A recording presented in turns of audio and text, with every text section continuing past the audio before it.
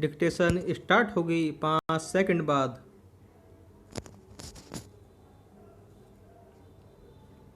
Start. स्वास्थ्य सेवाओं की बदतर हालत पर सुप्रीम कोर्ट और उच्च न्यायालयों का चिंतित होना वाजिब है। अस्पतालों में ऑक्सीजन की कमी से मरीजों के दम तोड़ने की घटनाओं ने रोंगटे खड़े कर डाले। इस अराजक स्थिति से विचलित सुप्रीम कोर्ट और हाई कोर्टों ने केंद्र और राज्य सरकारों को कसा है। सरकार की लचर व्यवस्था से खिन्न पटना हाई कोर्ट ने तो राज्य सरकार को यहाँ तक कह दिया कि अगर उससे काम नहीं हो रहा है तो फिर सेना को सौंप दे। सुप्रीम कोर्ट और दिल्ली हाई कोर्ट की सख्ती का इतना असर तो दिखने लगा कि दिल्ली को उसकी मांग के अनुरूप ऑक्सीजन मिलने लगी। दूसरे राज्यों को भी ऑक्सीजन देने के लिए केंद्र ने कदम उठाने शुरू किए, लेकिन राज्यों को उनकी मांग के मुताबिक ऑक्सीजन की आपूर्ति अभी भी बड़ी समस्या बनी हुई है। दिल्ली जैसे हालात कर्नाटक में हैं। सुप्रीम कोर्ट ने केंद्र से कर्नाटक का ऑक्सीजन कोटा बढ़ाकर 1200 मीट्रिक करने और उसे इतनी ऑक्सीजन मुहैया कराने को कहा है। अस्पतालों को ऑक्सीजन आपूर्ति पर अदालतों का रुख सख्त है। ऑक्सीजन आवंटन पर केंद्र की कोटा व्यवस्था कितनी खामियों भरी है, यह अब सामने आ गया है। इसे विडंबना ही कहा जाएगा कि राज्य ऑक्सीजन के लिए तरस रहे हैं और केंद्र आवंटन नीति, ऑक्सीजन ऑडिट जैसे तर्कों से अपने बचाव में लगा है। देश में स्वास्थ्य सेवाओं का बुनियादी ढांचा किस कदर बदहाल है, यह अब छिपा नहीं रह गया है।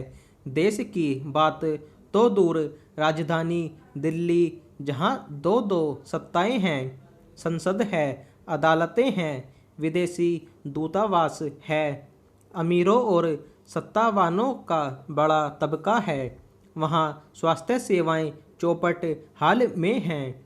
दिल्ली हाई कोर्ट ने तो कहा भी कि यहाँ स्वास्थ्य सेवाओं का ढांचा चरमरा गया है और सरकार शुतुरमुर्ग की तरह बर्ताव कर रही है।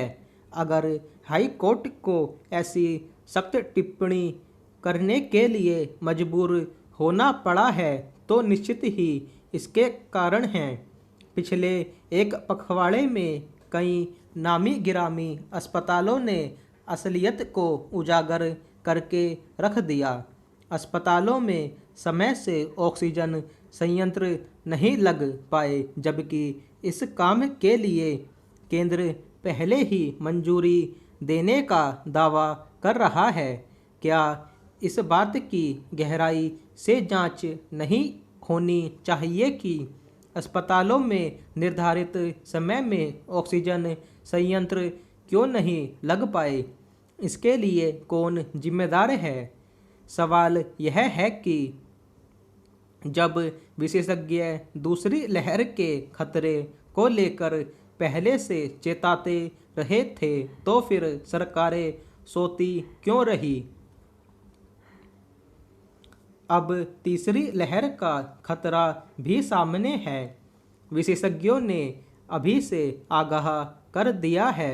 ज़्यादा चिंता की बात यह है कि तीसरी लहर बच्चों के लिए ज़्यादा घातक बताई जा रही है।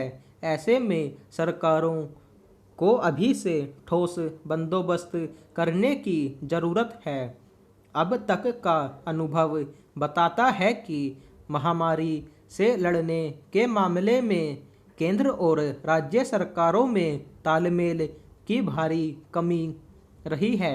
चाहे टीकाकरण का मसला हो या राज्यों को जरूरी मदद और ऑक्सीजन आवंटन का मामला। राज्य केंद्र पर भेदभाव करने का आरोप लगाते रहे हैं। शायद इसीलिए दिल्ली हाई कोर्ट ने केंद्र सरकार से पूछा भी था कि एक राज्य को उसके आवंटित कोटे से ज़्यादा ऑक्सीजन दी गई और दिल्ली को कम, आखिर क्यों? केंद्र और राज्य सरकारों को समझना चाहिए कि यह वक्त एक दूसरे पर आरोप लगाने, नीचा दिखाने या राजनीतिक लाभ उठाने का नहीं है। देश के हर नागरिक का जीवन अमूल्य है और इसकी रक्षा तभी हो सकती है कि जब राजनीति से ऊपर उठ कर और एकजुट होकर काम किया जाएगा। स्टॉप।